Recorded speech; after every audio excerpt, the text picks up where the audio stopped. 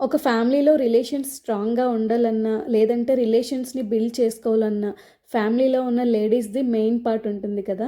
ఇలాంటి స్టోరీస్ ప్రతి ఫ్యామిలీలో ఉంటూనే ఉంటాయి. ప్రతి ఒక్కరి లైఫ్‌లో జరుగుతూనే ఉంటాయి కదా! సో, అలాంటి స్టోరీ ఒకటి మా లైఫ్‌లో కూడా జరిగింది. చాలా ఇంట్రెస్టింగ్‌గా ఉంటుంది. ఈ వీడియోలో చెప్తాను. హలో అండి. Welcome back to my channel. ఈ వీడియో అయితే ఎప్పటిలాగా కుకింగ్ అయితే కాదు. ఇది కంప్లీట్‌గా ఒక బర్త్‌డే పార్టీ అనమాట. ఇది ఒక చిన్న వ్లాగ్‌లా షూట్ చేశాను. యాక్చువల్‌గా ఇందులోని మా హస్బెండ్ తాలూకా ఫ్రెండ్స్ ఎవరైతే ఉన్నారో వాళ్ళ సర్కిల్ ఏదైతే ఉందో దానికోసం ఒక చిన్న స్టోరీ చెప్తాను. అది చాలా ఇంట్రెస్టింగ్‌గా ఉంటుంది. వీడియో ఎండ్ వరకు చూస్తే డెఫినెట్‌గా నచ్చుతుంది. వీడియో నచ్చితే మాత్రం ప్లీజ్ లైక్ చేయండి. సో ఇంక ఈ వీడియోలో బర్త్‌డే పార్టీ వచ్చేసి మా హస్బెండ్ వాళ్ళ ఫ్రెండ్ వాళ్ళ చెల్లిదనమాట. ఇప్పుడు మేము ఎక్కడైతే ఛత్తీస్గఢ్ స్టేట్లో ఉంటున్నామో వాళ్ళు కూడా సేమ్ మా దగ్గరే ఉంటున్నారు. యాక్చువల్గా తనని ఫ్రెండ్ అనే కంటే కూడా మా హస్బెండ్కి సిస్టర్ అంటే కరెక్ట్గా సరిపోతుంది. ఎందుకంటే వాళ్ళు అంతలాగా ఒక సిస్టర్ అండ్ బ్రదర్ రిలేషన్ ఎలా అయితే ఉంటుందో యాజ్ టీజ్ అలానే ఉంటారనమాట. వాళ్ళు ఫస్ట్ క్లాస్ నుంచి కలిసి చదువుకున్నారు. ఇంక ఈ వీడియోలో బ్లాక్ కలర్ డ్రెస్ వేసుకున్నారు కదా, తను మా హస్బెండ్ వాళ్ళ ఫ్రెండ్. బ్యాక్ సైడ్ ఉంది వాళ్ళ సిస్టర్ అనమాట. తన బర్త్డే ఈరోజు. అండ్ మా హస్బెండ్ ఇక్కడ వీడియో తీస్తున్న ఆయన. యాక్చువల్గా వీళ్ళు ఫస్ట్ క్లాస్ నుంచి వైజాగ్లో చదువుకున్నారన్నమాట. వీళ్ళు ఫస్ట్ క్లాస్ నుంచి కూడా ఒక బ్యాచ్ ఉండేది, ఒక 4 మెంబర్స్. వాళ్ళు 4 మెంబర్స్ కూడా ఎప్పుడు చాలా క్లోజ్గా ఉండేవాళ్ళు, బెస్టీస్ అనమాట. వీళ్ళలో 2 అమ్మాయిలు 2 అబ్బాయిలు ఉండేవారనమాట. వీళ్ళు ఎంత క్లోజ్ అంటే మా హస్బెండ్ ఎప్పుడు చెప్తా ఉంటారు, ఈవినింగ్ ట్యూషన్స్లో లైట్స్ ఆన్ చేసేసరికి తన ముందు ఎప్పుడు మా హస్బెండ్ ఇంకొక తను ఎవరైతే ఫ్రెండ్ ఉన్నారో ఇద్దరు వాళ్ళ కళ్ళ ముందు ఉండాలంట. అంత ఇష్టం అనమాట వీళ్ళంటే. అంత క్లోజ్గా ఉండేవాళ్ళు. ఎప్పుడు మా హస్బెండ్ ఇది చెప్పుకుంటానే ఉంటారు. 10th వరకు కలిసి చదువుకున్నారు. ఆఫ్టర్ 10th ఏంటంటే మా హస్బెండ్ డిప్లొమాకి వెళ్ళిపోయారు, తిను వేరే కాలేజ్కి వెళ్ళిపోయారు. సో తర్వాత అయినా కానీ వీళ్ళ రిలేషన్ అయితే ఏది బ్రేక్ అవ్వలేదు. ఎప్పుడు అంతే క్లోజ్గా ఉన్నారు. నేను బయట చాలా మందిని చూశాను. స్కూల్ వరకు స్కూల్ ఫ్రెండ్స్, కాలేజ్ వరకు కాలేజ్ ఫ్రెండ్స్, అంతవరకే. ఎవరు కూడా స్కూల్ ఫ్రెండ్స్ కాలేజ్ వరకు మెయింటైన్ అయ్యేవారు కాదు. ఎందుకు ఎగ్జాంపుల్ నా విషయంలోనే నా స్కూల్ ఫ్రెండ్స్ కాలేజ్ వరకు ఉండేవారు కాదు. కాలేజ్ ఫ్రెండ్స్ ఇప్పుడు నాకు లైఫ్లో కూడా లేరు. అలా ఉంటుంది. బట్ నా హస్బెండ్ వరకు వచ్చేసరికి నేను చూసా, స్కూల్ నుంచి కాలేజ్ వరకు అండ్ మోర్ ఓవర్ ఇప్పుడు ఉన్న జాబ్ చేస్తున్న వరకు కూడా ఫ్రెండ్స్ అందరినీ కూడా చాలా బాగా మెయింటైన్ చేసుకొస్తున్నారు. అది ఉండడం చాలా గ్రేట్ యాక్చువల్గా. ఇంక వీళ్ళు స్కూల్ టైం అప్పుడైతే ఎక్కడికి వెళ్ళాలన్నా వీళ్ళు నలుగురు కలిసే వెళ్ళేవాళ్ళు, కలిసే వచ్చేవాళ్ళు. అండ్ ఎవ్రీ ఇయర్ రాఖీ కూడా తిని కడతా ఉండేది. ఒక్క ఇయర్ కూడా మిస్ అవ్వలేదు ఇప్పటికొచ్చి. స్కూల్ నుంచి కాలేజెస్ చేంజ్ అయినా కానీ, మా హస్బెండ్కి జాబ్ వచ్చి వేరే వేరే స్టేట్స్ వెళ్ళిపోయినా కానీ, కొరియర్ చేసేది కానీ ఒక్క ఇయర్ కూడా అసలు మిస్ చేయలేదు. అంత ఇష్టం అనమాట. తమ్ముడు అంటే అంత ఇష్టంగా ఉండేది తను. ఇంక నా విషయానికి వస్తే మా పెళ్ళికి ముందు తనైతే నాకు పరిచయం లేదు. మా పెళ్ళి ఫిక్స్ అయిన తర్వాత మా హస్బెండ్ ఒకసారి ఇంట్రడ్యూస్ చేశారు. ఒక్కసారి ఫోన్ కాల్ మాట్లాడాను అంతే. ఇంకా తనైతే నాకు అసలు తర్వాత కాంటాక్ట్లో లేదు. తన కోసం నాకేం తెలియదు కూడా. ఇప్పుడు ఇంత పాజిటివ్గా ఎందుకు చెప్తున్నాను అంటే, ఏదైనా మా హస్బెండ్ నాకు తన కోసం చెప్పే దాన్ని బట్టే కదా ఉంటుంది తన మీద ఇంప్రెషన్ ఎలా క్రియేట్ అవుతుంది అనేది. మా హస్బెండ్ చెప్పిన దానికంటే కూడా ఇప్పుడు నేను వచ్చి తనని రియల్గా చూసిన తర్వాత ఇంకా రెస్పెక్ట్ పెరిగింది తనంటే. మేము ఛత్తీస్గఢ్ షిఫ్ట్ అయ్యి వాళ్ళ ఫ్యామిలీ మా ఫ్యామిలీ కలిసి టైం స్పెండ్ చేసేంత వరకు కూడా నా మీద తన మీద నాకు ఒక ఒపీనియన్ ఉండేది ఎప్పుడు. ఇప్పుడు అది చెప్పుకుంటూ చాలా నవ్వుకుంటాం అనమాట. చాలా సిల్లీగా అనిపిస్తుంది. పెళ్ళికి ముందు తను ఫీల్ అయ్యేదంట, నా తమ్ముడికి పెళ్ళైన తర్వాత వచ్చే వైఫ్ ఎలా ఉంటుందో తెలియదు, మేమందరం ఎలా అయితే ఉంటున్నాం మాతో పాటు కలుస్తుందా లేదా అని చెప్పి చాలా భయపడే వాళ్ళంట. అట్ ది సేమ్ టైం నేను కూడా అలానే ఫీల్ అయ్యేదాన్ని. వీళ్ళని చూసి వీళ్ళు చాలా యాటిట్యూడ్ చూపిస్తున్నారు, వీళ్ళు నాతో మింగిల్ అవుతారా లేదా, నేను వీళ్ళతో సెట్ అవుతానా లేదా, వీళ్ళు నాతో మాట్లాడతారా లేదా అని చాలా నెగిటివ్గా అనుకునేదాన్ని. కానీ వన్స్ వీళ్ళతో నేను మింగిల్ అయిన తర్వాత వాట్ ఈజ్ వాట్ అనేది తెలిసింది. అందుకే అంటారు కదా, ఒక మనిషిని చూసి రియాలిటీ జడ్జ్ చేయకూడదు, రియల్గా చూసిన తర్వాత ఒక మనిషి కోసం చెప్పాలి అని. అదైతే నాకు ఇక్కడికి వచ్చి వాళ్ళతో ఉన్న తర్వాతే తెలిసింది. నేనంటే వేరే, కానీ అన్నయ్య ఒక డాక్టర్ అయి ఉండి అసలు ఒక క్లోజ్గా ఒక ఫ్యామిలీతో ఉండినట్టే మాతో కలిసిపోయారనమాట. నేను జాబ్ చేసేటప్పుడు కూడా మా డాక్టర్స్ని చాలామంది నేను చూశాను. వాళ్ళ క్లోజ్ సర్కిల్స్తో తప్ప బయట వాళ్ళు ఎవరితో కూడా ఇంత క్లోజ్ అయ్యి ఇంత ఫ్యామిలీలా మింగిల్ అవ్వడం అనేది నేను చాలా తక్కువ మందిని చూశాను. ఆ విషయంలో అన్నయ్యకి నిజంగా రియల్లీ గ్రేట్ అసలు అన్నయ్య. నేను వీడియో స్టార్టింగ్లో చెప్పాను కదా, ఒక ఫ్యామిలీలో రిలేషన్స్ బిల్డ్ అవ్వాలన్నా, స్ట్రాంగ్గా ఉండాలన్నా లేడీస్ది మెయిన్ పార్ట్ ఉంటుందని. హస్బెండ్స్ ఎప్పుడు కూడా బయట జాబ్ పర్పస్ కానీ ఇంట్లోకి ఏం ఏం కావాలన్నా బయటకి సంబంధించి ఏమైనా ఉన్నా కానీ వాళ్ళు చూసుకుంటారు. కానీ రిలేషన్స్ వైజ్ వచ్చేసరికి లేడీస్ మీదే బాధ్యత అంతా వదిలేస్తారు. అది వైఫ్స్ ఎలా డీల్ చేసుకొస్తున్నారు అనేది చాలా ఇంపార్టెంట్. మా హస్బెండ్ ఎప్పుడు నాతో అంటూ ఉంటారు, టైం దొరకట్లేదు, అసలు టైం ఉండట్లేదు, ఎవరికి కాల్ చేయలేకపోతున్నాను, మాట్లాడలేకపోతున్నాను, ఫ్యామిలీ ఫంక్షన్స్ అటెండ్ అవ్వలేకపోతున్నాము అని చెప్పి బాధపడుతూ ఉంటారు. అలాంటప్పుడు నేను కొన్ని స్టాండ్ తీసుకుంటానన్నమాట. వాళ్ళ ఫ్రెండ్స్కి కాల్ చేసి మాట్లాడతాను. ఈవెన్ తన ఫ్రెండ్స్ అందరూ కూడా నాకు ఇప్పుడు చాలా బెస్ట్ ఫ్రెండ్స్ అనమాట. అంత క్లోజ్గా ఉంటాను. మన కోసం మనం ఏది గొప్పగా చెప్పుకోకూడదు, కానీ ఒకరు కాంప్లిమెంట్ ఇచ్చిన తర్వాత చెప్పుకోవచ్చు. సో అందుకని ఆల్రెడీ నాకు ఈ విషయంగా కాంప్లిమెంట్ ఇచ్చారు కాబట్టి నేను ఇప్పుడు చెప్పుకోగలుగుతున్నాను. చాలామందిని బయట చూశాను, అసలు ఫ్రెండ్స్తో కలవనివ్వరు, ఫ్రెండ్స్తో బయటకు వెళ్ళనివ్వరు, ఫ్యామిలీ వాళ్ళతో కూడా డిస్టెన్స్ మెయింటైన్ చేస్తారు, వాళ్ళకి వాళ్ళు అన్నట్టే ఉంటారు. ఎప్పుడు అది కరెక్ట్ కాదు. ఎప్పుడు మనకి ఇంతే బాగా వెళ్ళదు.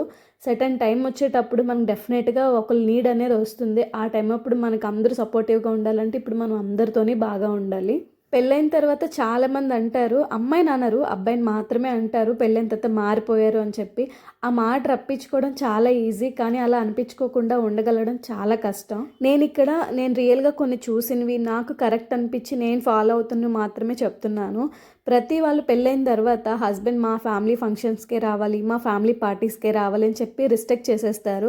అలా రిస్ట్రిక్ట్ చేయడం అయితే కరెక్ట్ కాదు. అవతల వాళ్ళ ఒపీనియన్ ఏముంది, వాళ్ళ మైండ్లో ఏం రన్ అవుతుంది అనేది కొంచెం మనం కూడా ఆలోచించాలి. మనకి కావాల్సిన వల్ల కొనిపెట్టి నచ్చిన దగ్గరికల్లా తీసుకుని వెళ్తే మన హస్బెండ్ మనల్ని బాగా చూసుకుంటున్నాడని చెప్పి ఎలా చెప్పుకుంటామో, అవతల వాళ్ళ ఒపీనియన్కి కూడా అంతే రెస్పెక్ట్ ఇచ్చి వాళ్ళ సైడ్ ఫ్యామిలీని కూడా అంతే పాజిటివ్గా చూసుకుంటూ వస్తే వాళ్ళు ఇంకా బాగా చూసుకుంటారు. ఇది విన్న వాళ్ళకి అనిపిస్తూ ఉండొచ్చు చెప్పినంత ఈజీ కాదు చేయడం అని, కానీ పర్సనల్గా నేను ఏదైతే ఫీల్ అవుతున్నానో దాన్నే చెప్తున్నాను. ఈజీ కాకపోయి ఉండుంటే నేను ఇది చెప్పేదాన్ని కాదు, ఎందుకంటే నా లైఫ్లో ఇది జరుగుతుంది కాబట్టి యాస్టీస్గా చెప్తున్నాను. నేను తిని ఒక్క విషయంలోనే ఇలా చెప్పట్లేదు. మా హస్బెండ్ ఫ్రెండ్స్ ఎంతమంది అయితే ఉన్నారో అందరూ కూడా నాకు క్లోజే, అందరితోనే నేను మాట్లాడతాను. అండ్ ఇంకొక విషయం ఏంటంటే చెప్పడం మర్చిపోయాను, మా మ్యారేజ్ టైంలో తిను ఎవరైతే ఉన్నారో తనకి 4th month or 5th month pregnancy అనమాట. ఛత్తీస్గఢ్ నుంచి వైజాగ్ వచ్చింది ట్రావెల్ చేసి మా మ్యారేజ్ కోసం మాత్రమే. అది కూడా కోవిడ్ టైంలో. ఎంత ఇష్టం లేకపోతే అంత రిస్క్ చేసి వస్తారు కదా. అసలు ఈ విషయం ఎవరైనా వినుంటే మాత్రం దీనికి కామెంట్ చేయండి మీకు ఎలా అనిపిస్తుందో. ఇదనమాట వీళ్ళ ఫ్రెండ్షిప్ విషయానికి వస్తే మ్యాటర్ అంతా చెప్పేశాను. ఇంకా బర్త్డే విషయానికి వస్తే మేము బేసికల్గా అన్ని పార్టీస్ అటెండ్ అవుతాము. వీళ్ళ కొలీగ్స్ కానీ ఫ్రెండ్స్ కానీ ఇక్కడ మా సరౌండింగ్స్ ఎవరు పిలిచినా కానీ మేము అటెండ్ అవుతాము. ఎందుకంటే ఫ్యామిలీస్కి దూరంగా ఉంటాము, ఫెస్టివల్స్కి మాత్రమే వెళ్తాము, ఫంక్షన్స్కి అకేషన్స్కి అంత ఈజీగా వెళ్ళేది ఉండదు. కాబట్టి ఇక్కడ ఎవరైతే మన ఫ్రెండ్స్ ఉంటారో వాళ్ళనే ఒక ఫ్యామిలీ మెంబర్స్ లాగా ట్రీట్ చేసుకుంటాం ఒకరికొకరు. అసలు ఏ ఫంక్షన్స్ కూడా మిస్ అవ్వకుండా పార్టీస్ అని చెప్పి బర్త్డే పార్టీస్ అని అసలు ఏవి మిస్ అవ్వకుండా ప్రతి దానికి వెళ్తామన్నమాట. యాక్చువల్గా ఇక్కడ ఉన్నన్ని రోజులు ఎలా ఉంటుందంటే కంటిన్యూస్గా ఆఫీస్కి వెళ్ళిపోతూ ఉంటాము. లాంగ్ లీవ్ అంటే ఊరు వెళ్ళినప్పుడు ఫెస్టివల్స్ కోసం అని చెప్పి లాంగ్ లీవ్స్ పెడతాము. కంటిన్యూస్గా ఆఫీస్కి వెళ్ళడం వలన ఏదో ఒక టైంలో బయటికి వెళ్దాం, అవుటింగ్కి వెళ్దాం అన్న థాట్ వస్తుంది కదా. అలాంటప్పుడు ఇలాంటివి ఏ పార్టీస్ వచ్చినా కానీ అస్సలు మిస్ అవ్వమన్నమాట. ఆ లోన్లీనెస్ పోతుంది. ఇంక వీళ్ళైతే మేము ఎక్కడైతే ఉంటామో దానికి ఒక 15 km డిస్టెన్స్లో ఉంటారనమాట. వీళ్ళ హస్బెండ్ వచ్చేసి ఇక్కడ కోల్ ఇండియా డాక్టర్ అనమాట. వాళ్ళు ఫస్ట్ నుంచి ఇక్కడ ఛత్తీస్గఢ్లోనే ఉంటారు. మేమైతే జస్ట్ 1 year అయింది మాకు ట్రాన్స్ఫర్ అయ్యి ఇక్కడికి వచ్చాము. ఇప్పుడు వాళ్ళ సిస్టర్ బర్త్డే అని చెప్పేసి అందరం కూడా ఇలా ఒక దగ్గర గ్యాదర్ అయ్యాము. మా అన్నయ్య వాళ్ళ కొలీగ్స్ ఎవరైతే డాక్టర్స్ ఉంటారో వాళ్ళు అండ్ మేము ఒక హోటల్ బుక్ చేసుకొని బర్త్డే సెలబ్రేట్ చేసుకున్నాము. బర్త్డే అంటే ఊరికినే జస్ట్ తినేసి కేక్ కటింగ్ చేసి వెళ్ళిపోయేలా కాకుండా కొంచెం అందరికీ మైండ్ రిలీఫ్గా ఉంటుంది కదా, కొంచెం చిల్ అవ్వడానికి బాగుంటుందని చెప్పి ఇలా కొన్ని గేమ్స్ అవి కండక్ట్ చేశారనమాట. ఒక 3 types ఆఫ్ గేమ్స్ అన్నీ లేడీస్కి జెంట్స్కి కలిపి కండక్ట్ చేశారు. అందులో అందరూ కూడా బాగానే పార్టిసిపేట్ చేశారు, బాగానే ఆడారు. దీనికి గిఫ్ట్స్ కూడా ప్రజెంట్ చేశారనమాట. వాళ్ళ సిస్టర్ అంటే కజిన్ సిస్టర్, పిన్ని వాళ్ళ కూతురు అనమాట. యాక్చువల్గా తను ఈ ఇయర్ ఇక్కడికి వచ్చింది ఒక పని మీద కోర్స్ చేస్తుందనమాట. నెక్స్ట్ ఇయర్ ఇక్కడ ఉండకపోవచ్చు అని చెప్పి కొంచెం ఇలాగా గుర్తుండేలాగా సెలబ్రేట్ చేశారు. ఇంకా బర్త్డే పార్టీకి ఇన్వైట్ చేసిన వాళ్ళందరూ కూడా ఆల్మోస్ట్ మన తెలుగు వాళ్ళే. అందులో మహా అయితే ఒక 2 ఉంటారు హిందీ వాళ్ళు. ఇంకా అందరూ తెలుగు వాళ్ళు అవడంతో అందరూ ఓపెన్గా చాలా హ్యాపీగా అంటే షై ఫీల్ అవ్వకుండా మంచిగా ఎంజాయ్ చేశారనమాట. చాలా బాగా అనిపించింది. ఇక్కడ ఏవైతే గేమ్స్ కండక్ట్ చేశారో అవి ఏవైతే పార్టిసిపేట్ చేసామో అందులో నాకు 2 గేమ్స్లో నేను విన్ అయ్యాను అనమాట. దానికి గిఫ్ట్ ప్రెజెంటేషన్ బర్త్డే గర్ల్ ఇస్తుంది. గిఫ్ట్ చూడండి. అది ఏదది తెలుగు లేదు అన్నా కదా.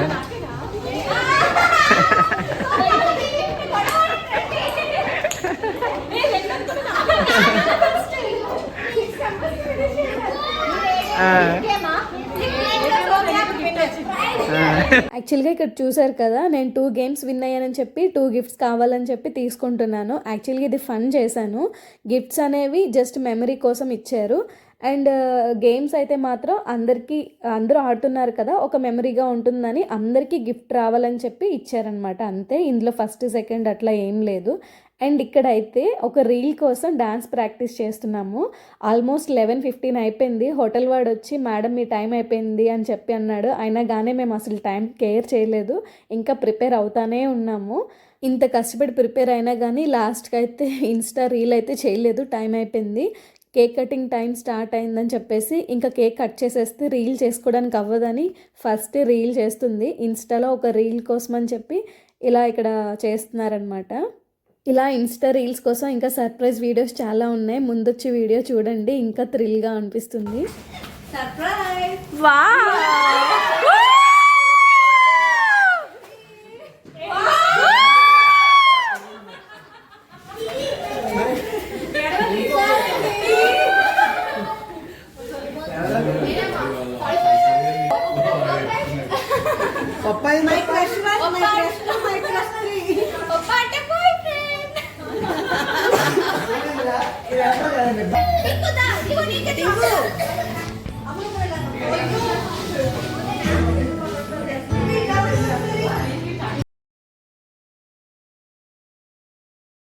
యాక్చువల్గా దీనికి ముందు ఒక కేక్ సర్ప్రైజింగ్ చూసారు కదా, అదేంటంటే బర్త్డే గర్ల్ కొరియన్ సిరీస్ ఎక్కువగా చూస్తుందని చెప్పేసి వాళ్ళ అక్క ఒక కేక్ని కస్టమైజ్ చేయించి దానిపైన కొరియన్ సిరీస్ హీరోస్ ఎవరైతే ఉంటారో వాళ్ళందరి ఫొటోస్ పెట్టేసి చిన్న సర్ప్రైజ్ చేసిందనమాట.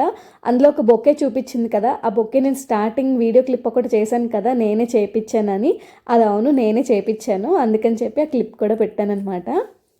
సో అదనమాట, ఇంక లాస్ట్కి టైం అయిపోతుందని చెప్పి కేక్ కటింగ్ అయితే చేసేసారు. ఆల్రెడీ ముందంతా స్టార్టర్స్ తినేసి ఉన్నాం కాబట్టి ఇంకా మెయిన్ కోర్స్ కూడా 11:30కి స్టార్ట్ చేసాము.